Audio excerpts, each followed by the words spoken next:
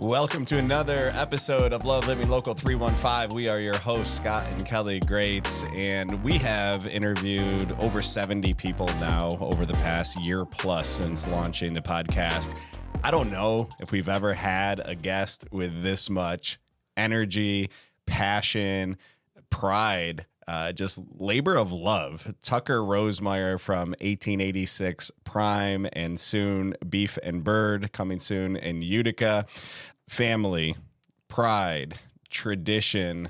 You know, there's just so much that goes into what Tucker puts into his business and his community. He is a trip to follow on social media because you're getting raw, authentic, real Tucker Rosemyer, and that's what you're going to get during this conversation. Love that he is taking major health risks when it comes to harmful ingredients, addressing them, removing them from his foods without removing the delicious nature of everything that he puts out, and everything he puts out is amazing. Those that are watching this on video, he brought us one of his house pizzas. I will personally endorse this to the max. I don't know if there is a better pizza on the market than the house pizza at 1886 Prime. If you haven't tried it, do yourself a favor and do that. So excited about everything Tucker has coming up, but positive you're going to enjoy this 30-minute conversation with Tucker Rosemyer. It takes 30 years to become an overnight success, right? 30 years is crazy to say because it was just yesterday I was a freshman. You were a senior. We were leaving Frankfort High School, and now here we are. That was 1992. So. A bunch of old people That's sitting around. 30-something years old. 30-something years, yeah. So let's talk about the culinary journey, Tucker. Where'd that start? Well, you know, growing up in Frankfort, I think we all have these grandmothers that would be cooking in the kitchen and, rolling the meatballs at a young age or grinding the figs for the cuccidads and stuff like that. So I think, probably that's where, the spark started. The seed was planted with that. Take us through your journey with the different establishments that you've built. My dad started baking cheesecakes. I think it was right around 1992 in the house, and he ended up opening a place in Frankfort. What was it? Sportabout was next door. Oh, yeah. You guys remember that store? Yeah. John Wallace's Sportabout. And then he opened up the place next door, and he started allocating cheesecakes. After a few years of me calming down, I decided to, this might be something that I can help the family make some money and put some money in my pocket. And I started doing the cheesecakes with my dad. But it wasn't until we got to Ilion. Do you remember where? Faze Mall. It was Faze Mall. Yeah. I don't know. I think it was Eckerd's at the time, and all the stores in there. I try to remember the stores. I think Gills was still operational Gills when we Smoke first Shop. started there. Then Gills went out, and we went into Gills' place. But SBJ Fudge, SBJ, the auto Camelot. parts. What was the music place that was in there? Don't you remember? Radio Shack, Oh, there you go. Okay. and there was a florist in there. Do you guys know how to pronounce it? Do you remember the florist? Was it Shesh or Sesh. But their name was not Sesh, it was Krasky. So it was always, a friend of mine used to always try and pronounce the name of that place. It was so hard. But yeah, we started off, that was he started in Frankfurt, then he went to Ilion, and that's where I started over there. And we, so dessert is a secondary item. Like when the economy's hard, people aren't buying desserts first. They're saving their money. So I decided to come up with like a couple sandwiches in there, and one of the first sandwiches I actually did in there was a roast beef sandwich modeled after Neba. You guys are probably a little young to remember Neba in Utica. The last remaining one ended up being in Albany, New York, and it was called Neba. Actually, Brian's roast beef was at Neba. He was partners with Mark Nicastro in there. So there's a whole history behind, where we're going to end up being in Beef and Bird with this roast beef idea, but it actually started by having a Neba. And this Neba sandwich was just next level. And the truth of the matter is that there's one remaining one. It's not called Neba, but it's out in Glens Falls, out by Lake George. It's called Mike's Best or something like that. And you can go out there and get like basically the original roast beef Neba sandwich. It's on a seeded roll. They put a little, roast beef juice, au jus on there on the sandwich, and it's really good. They serve it with tater tots. So this was like the first step, aside from the cheesecakes, into serving food. So that led to Tucker's Italian Kitchen. Kinda. Okay. Kinda. So after I was working at Allocation Cheesecakes, I decided to go down to Miami, and I actually went down there. This was my first venture on my own, and it was a failed venture. It was called South Florida Baking Company. And I was with my friend Sal Purr. He said, come on down. You know, we could do this. I knew how to bake cheesecakes at the time, went down there. And it was just one thing after another between, we had to hire an architect. So I'm from New York here, Frankfort, the Valley. You go in a place, you rent it, you call the health department, you come and you open it. Down there, it's like, you need an architect. You need to get zoned. So, the landlords had their own architect, and they said, we'll have your architectural drawing by the end of the week. 6 months later after paying rent. No way. So all the funds went out the window. We had bought all the equipment. Nothing worked. I got in a motorcycle accident. Our car got stolen because we started baking cheesecakes out of the house down there. And nothing happened. So I said, you know what? That's it. I'm going back to New York. I went back to work for my dad a little bit. And that's when I decided to open a pizzeria in Herkimer where the old Vinny's was, called Tucker's Italian Kitchen. Mm-hmm. I joke that I'm psychologically unemployable. I don't think I could work for somebody else. I sense that about you. When did you know that? Well, I've disciplined myself over the years or so. I just recently, when I left Slice, I went and helped out my friend AJ over in the North Utica Shopping Center, North End Tap. Yep. Right. Okay. So I've come a long ways since the beginning years. But yeah, this alpha personality or whatever it is that I just had this calling to be like, I have ideas. Mm-hmm. I have to follow my ideas. I worked as a plumber. I worked for George Zipko doing some things, but it was always like this calling of, doing my own thing. So yeah, for sure. Let's move to Slice. Okay. I know that you, Tucker's Pizza Kitchen, then you had the Purple Cow, Karma, and then Slice, which is still established, and your brother's now running. It is still operational, and my brother is the sole owner of Slice. Nice. I think it was around 2018 or 2018. My brother took over, and he became the full guy over there, and he's still running that in a successful way. A lot of the main ideas are still there. Purple cow wings, the foot-long slices. And he's taken it to another step where he's really taken merchandising and marketing and all of those things to a whole other level. My brother is a genius when it comes to marketing and running. When the pandemic hit, he took full right into, like using DoorDash, Grubhub, the Slice app, and a large majority of his business is done online there. Nice. So now 1886 Prime. 1886 Prime opened. It's going to be 2 years ago in March. 2 years already. Yeah. So it's like, if you have little kids, how fast they grow. And the same thing with this restaurant. And right now it's almost like we're having a renaissance there with, this whole idea of going seed oil free and using beef tallow. That's what I wanted to get into next. And so it's really, it's hard, it's wintertime in Frankfort. So people from Utica, people from Herkimer, people from outside, even farther from Utica, it's hard to get them to drive to Frankfort in this weather, in this cold, much less you got to have something that nobody else has. They have to drive by Slice. They have to drive by Oskanitsos. They have to drive by all these other places to get to our place in Frankfort. And, you got to really do something extra special to get that to happen. And you are doing something extra special. I think so. I think so too. As far as, bringing something that's healthy, switching from seed oils, because I noticed it in my own self. I would go out to eat. I would order a steak. I could only eat half of it. And I think part of it was due from the inflammation in my stomach. Bloating. Because of my diet. Right. I love potato chips. So every meal at the end of the night, I'm eating, potato chips at the end of the night, which are fried in these seed oils. Yep.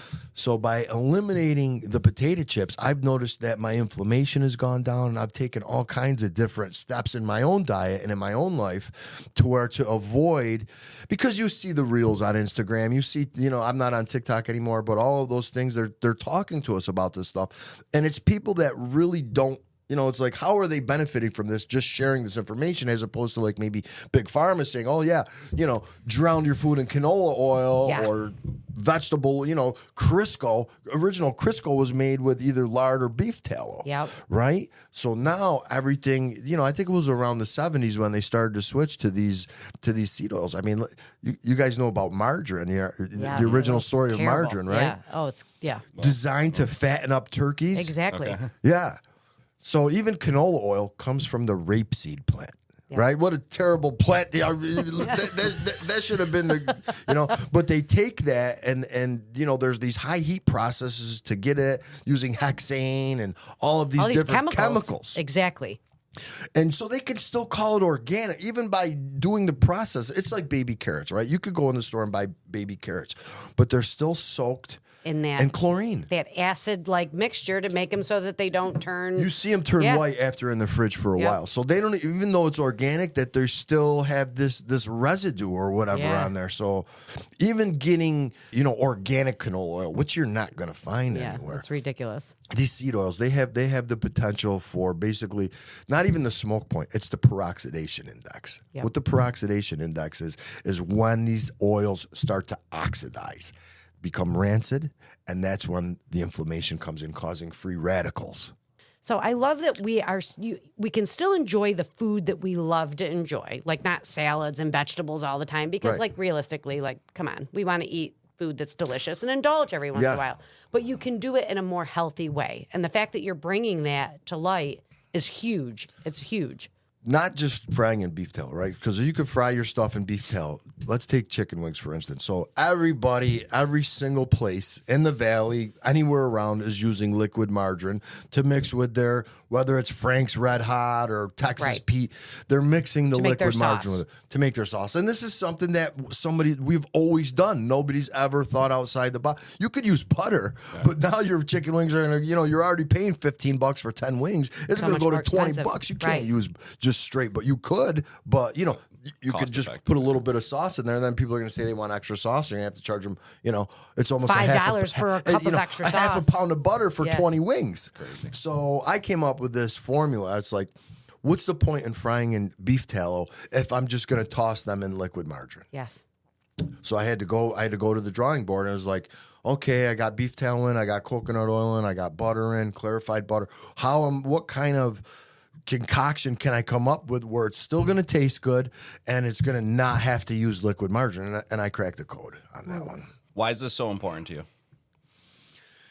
My daughter eats there. Yeah. My daughter, and she loves fried foods. It was rice. I took rice balls off the menu because my kid was eating them every day, and I know how, she was eating them every day out of the fryer, and I know it's like in my conscience. They were really good. They're really good, and we may bring them back. It's just like, okay, when I lost one of my employees that used to make the rice balls, that was going to be another job that I had to take on in there, and I was like, you know what? I really have a conscience about what kind of food I'm putting out. Before, it was like I wasn't aware. So when you're not aware, that's fine. But once you become aware of something, when you know something is, hey, I'm doing something and maybe this isn't for the good of humanity, because, okay, we're here, we got to pay our bills, we got to make money. But the realistic thing is, for me, is that I'm trying to clear this karma up, from this life and my past lives and everything. And I'm trying, we go down that road too, right? That's a whole nother interview.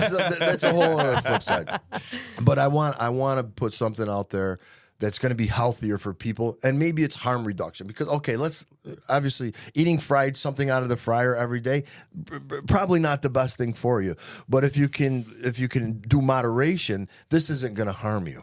You started with Purple Cow, which admittedly I didn't know what Purple Cow was. Right. So when you first started Purple Cow, I had to look it up. Seth Godin, marketing guru, right? In a field of black and white and brown cows, you want to be purple. You got to stand out. That's it. Right? And in the pizza and wing business, especially around here, how do you stand dozen, out? Right, yeah. You've always been this way, where you're a purple cow in many ways, and what you just went through, or what you're going through, is another example of that. Talk about two things: the leadership courage, because this is probably not as profitable to do it this way, right? To make that decision. And then, is this you trying to be a purple cow and standing out, or are you trying to change the industry?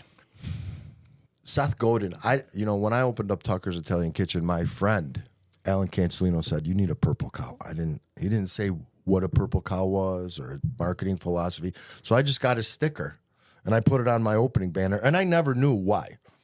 I trusted this man enough. He had Frankenbergie's in Herkimer. You guys remember that place? Anyways, so I had it. Then when I decided I wanted to leave Herkimer and come back to Frankfort to serve my people, right? So we're in Frankfort. We want to serve Frankfort people. Herkimer is starting to get a little rough on Main Street. I come back. I said, we're going to name it the Purple Cow. It wasn't until a customer came in with the book And then the light bulb went off. As far as what's going on now, and I honestly attribute this to like being clear. I don't drink anymore. I don't use cannabis. I don't use anything. I'm just straightforward. And I honestly feel like I'm getting channeled information of what to do on each step of the way. I don't know how Beef and Bird's going to open. I don't know how I'm going to accomplish all of these things.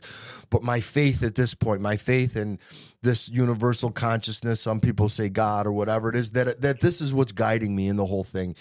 And it's what's been guiding me mainly for the last 8 years when I decided to make a change in my life and start doing things that are in alignment with being a good person, being a good person, being a good dad, being a good boss.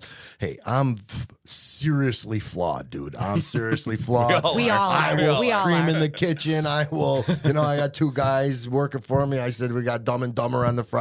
At the end of the day, I love these guys, and I would take the shirt off my back for them. But at the same time, I'm still flawed in there, because it's like if you ever watch, I don't put myself on the level of Gordon Ramsay, but I make him look like the Pillsbury Doughboy. Because you're passionate about the product you're putting out there. I got to make sure that this food's going out, that they're following the protocols, and that they're doing it as far as I see it the right way. So that's the guiding force.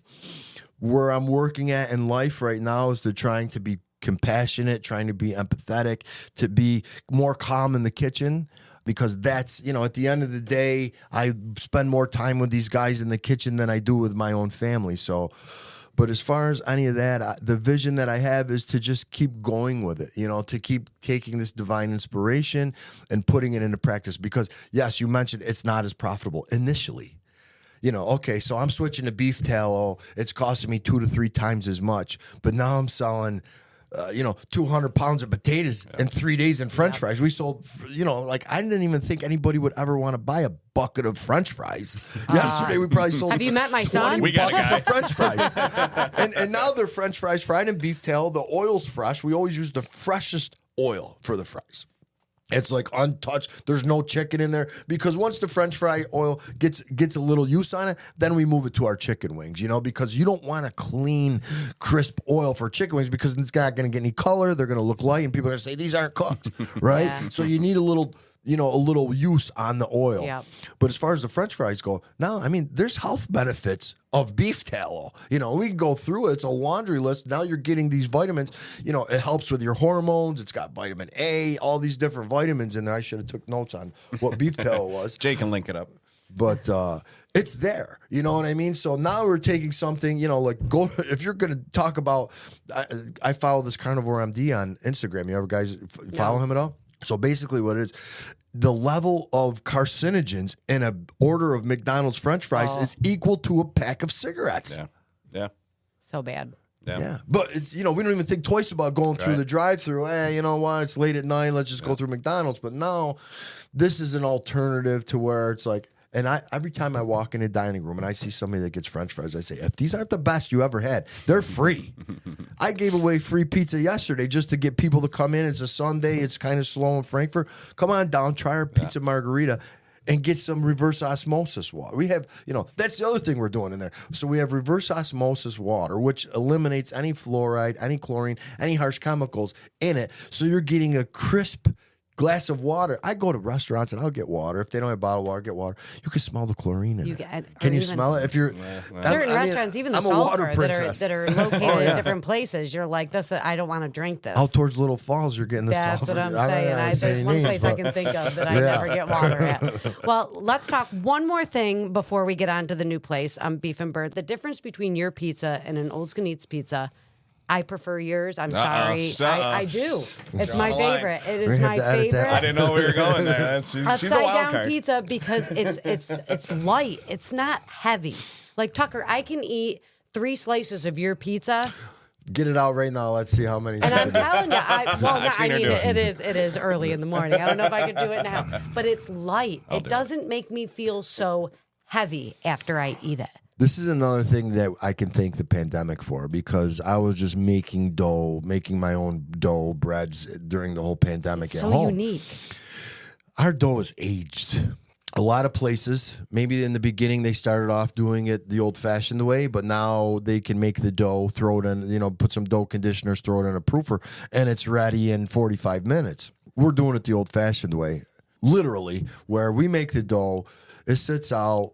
And it's a slow process in the walk-in where it's aging in there. So all of our dough is a minimum 48 hours to 72 to even longer for some of these. So what happens is now the enzymes in that dough starts eating maybe the gluten down. We need a little more gluten for the hand-tossed pizza to stretch it. But when it gets to the point where if it's not used for hand-tossed pizza, now it's going into either the old-fashioned pizza, the old-fashions rise up. If we're not using them, then they go to the house pizza. So the house pizza is what you're comparing to with our Utica-style pizza, our Bleecker Street special that we sell. So good. And listen, I give props to Oskinits. They're the oldest ones. OG, and so I give props to them all the time. I order their food. My brother and I still go down there and eat. We love them. But at the same time, I do it a certain way. And by, letting the dough rise, letting these shells rise overnight. That's the difference is like, say I run out of shells, I could put some in a shell, put them on top of the oven, have them proof up. They're not the same. Yeah.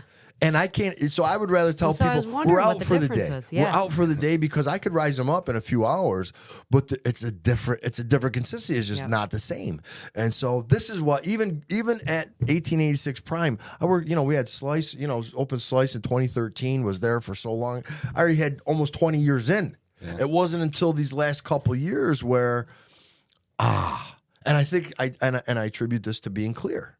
You know what I mean? That there's, I'm not walking in there hungover. I didn't smoke a joint before I walked in there, like years before, But honestly, it's like I attribute this to being clear.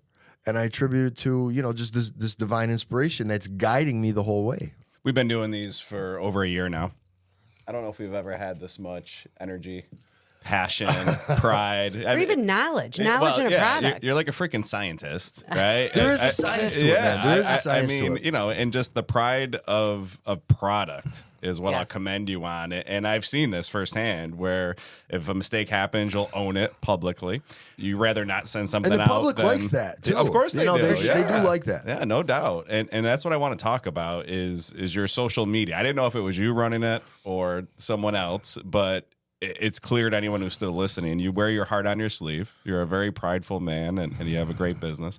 You throw that on social, right? And you challenge people to say, hey, if you can find if this isn't the best pizza, I'll give it to you for free. I believe it because I believe it. And last weekend, time of release, this will be last weekend, you offered a free pizza, to get people to try it. So you're always trying new things and throwing it out there.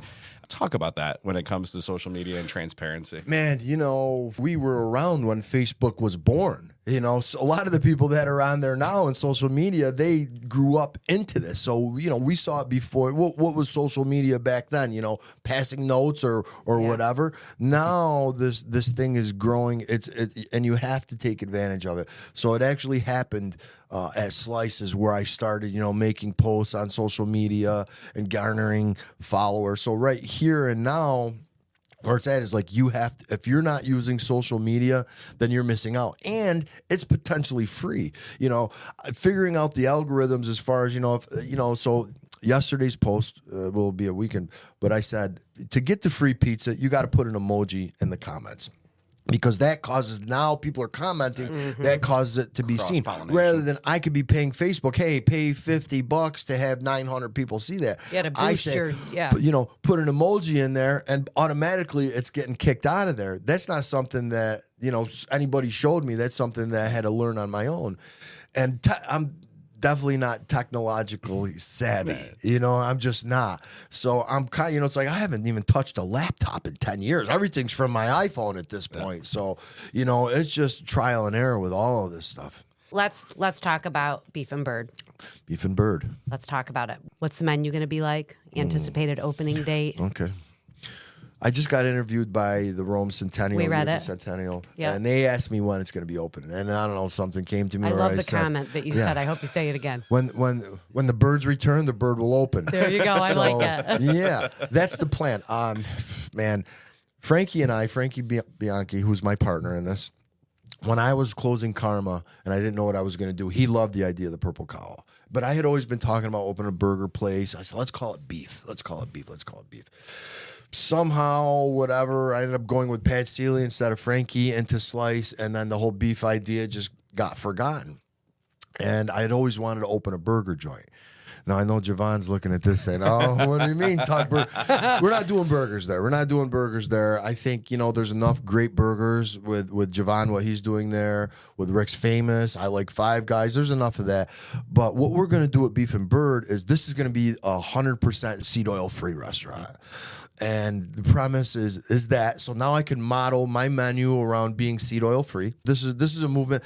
I mean, it hasn't even happened yet. January 20th is when, maybe we're going to start seeing some laws or regulations as far as what can go in our food and what doesn't. And I've been hesitant to even mention any of that as far as the politics goes, because I don't want people to reject this if they're one side or the other side. Mm-hmm. But it's really about health. And what we're going to do there is we're going to focus on roast beef sandwiches, roast beef French dips, roast beef au jus.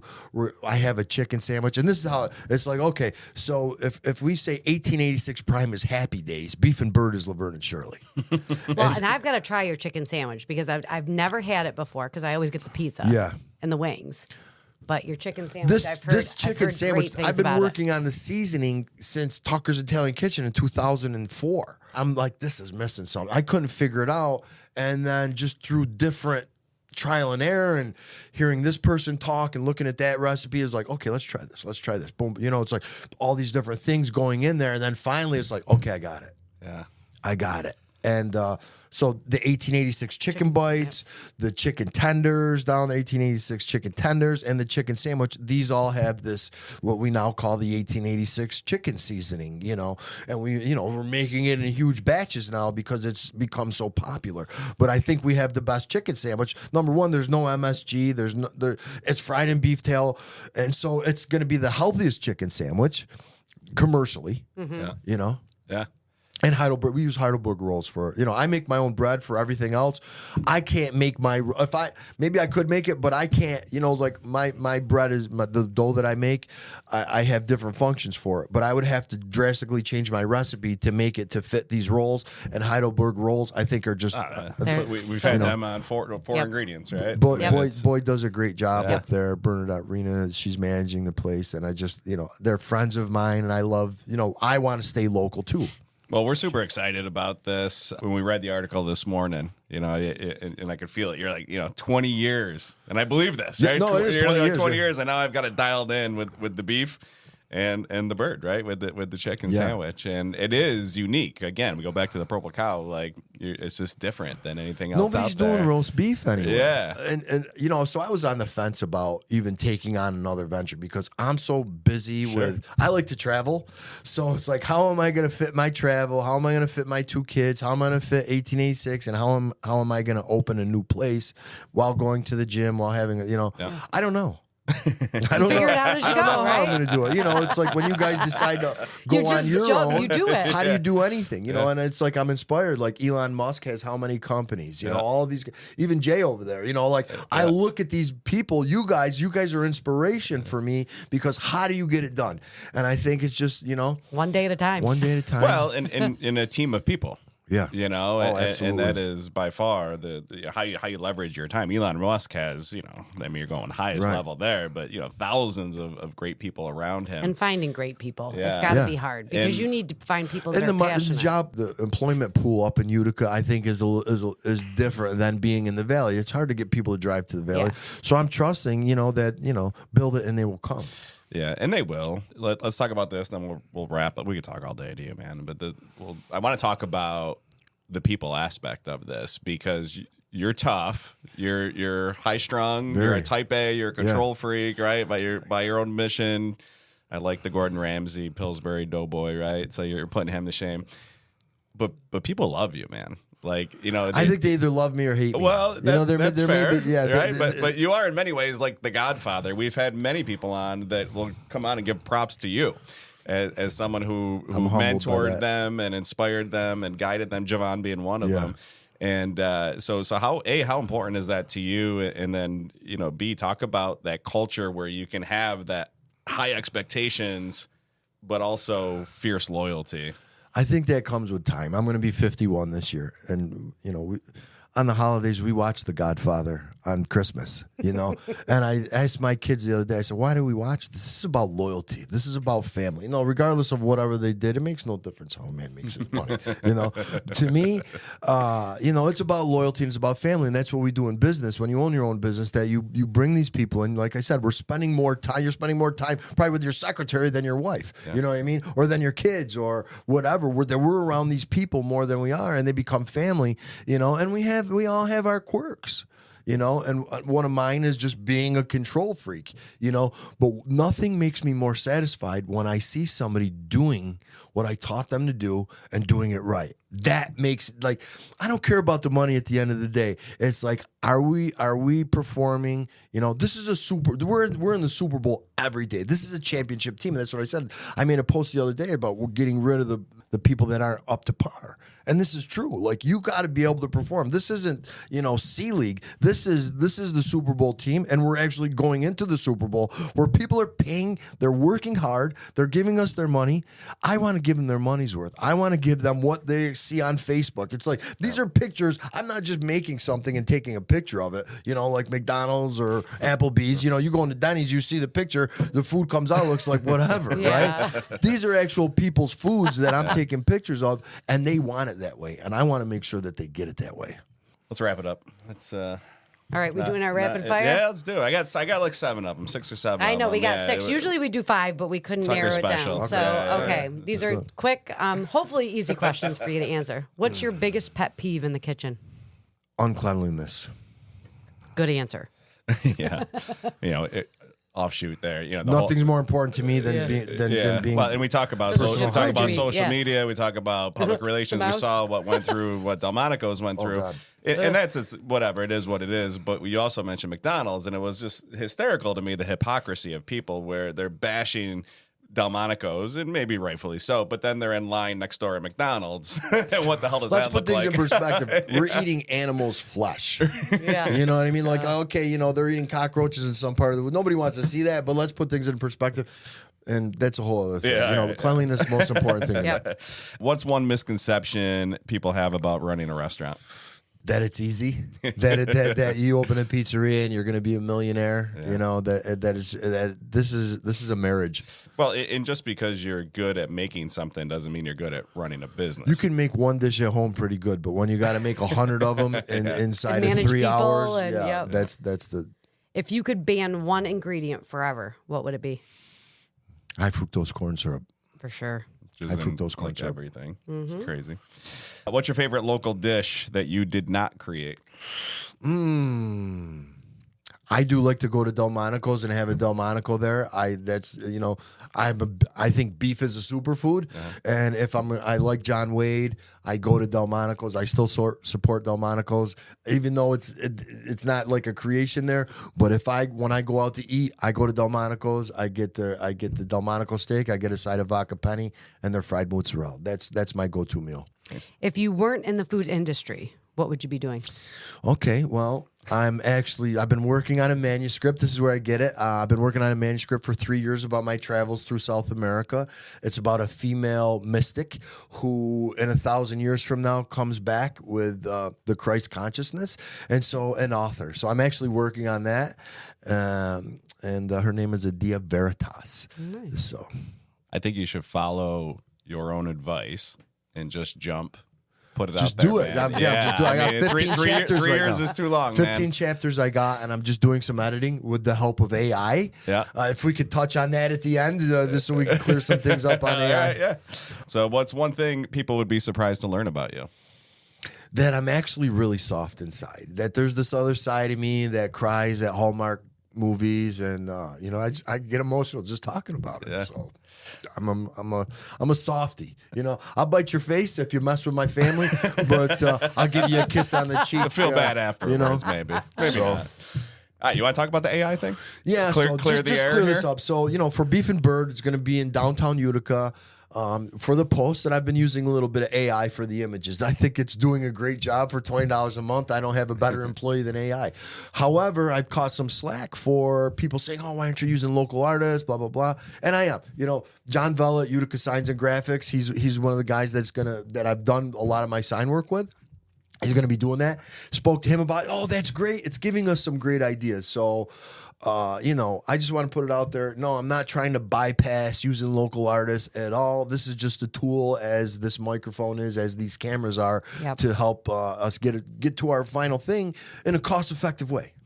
And, oh, by the way, about 2/3 of everything we see online is not generated human by generated. AI. Right. So, exactly. slow down on calling Tucker out on that. Tucker Rosemyer, 1886. Thank you guys for having me. The beef and the bird. We're excited when the snow melts in like 6 months from now and the birds come back. Well, hopefully sooner than when that. the seeds go in the ground. You are an inspiration. Thank you are guys. a community leader, and we've been proud supporters and customers of yours for many years, and we'll continue to be. Appreciate Thank you very much. Thanks, Tucker. Love you guys.